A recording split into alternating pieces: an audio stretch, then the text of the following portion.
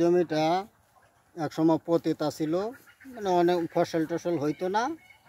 পরে কৃষি অফিস থেকে ওনারা আইসে মাটি পরীক্ষা করে পরামর্শ দিছে, তুমি এটার মধ্যে মালটা চাষ করো। তখন তাদের পরামর্শ অফিসে যায় বাড়ি মালটা অনেক কিছু চারা দিল। আমি প্রথমত 40টা চারা দেওয়া শুরু করছি। শুরু করলে পরে দেখা যায় 40টা চারা থেকে মালিক অনেক অনেক মালগুলা বিক্রি করছে। বিক্রি করার পরে আস্তে আস্তে ধাপে ধাপে বাড়াইতে এখন প্রায় 10 কাঠা জমি মালটা চাষ করছে। এই বাগানটা পরিচর্যা করি আমি, দায়িত্বে আমি আছি। এখন হলো 2018-তে বাগান করছি, 2 বছর গ্যাপ যায় 20 থেকে মাল ধরা শুরু করছে। 2020-এও মালটা বিক্রি করছি, 21-এও মালটা বিক্রি করছি, এখন 25 চলতেছে। তো বছরে প্রায় 2বার গাছের গোড়ায় বালাইনাশক ব্যবহার করা লাগে, জৈব সার যেটারে বলে। জৈব সার আমরা তৈরি করি, পরিচর্যা করি। এই বছর হলো মাল ভালোই আসছে। মাল এই বছর বিক্রি করছি 75 টাকা কেজি। এখনও কাড়া ধরে নাই।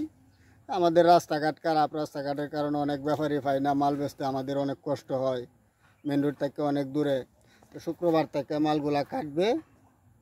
মানে এবার ফলন আশা করি যে খুব ভালো ফলন হয়েছে, 5 টনের মতো মালটা আসবে। বাংলাদেশে আমাদের এই সুসং দুর্গাপুরে আলাউদ্দিনের মালটা বাগান একটি নজির স্থাপন করেছে।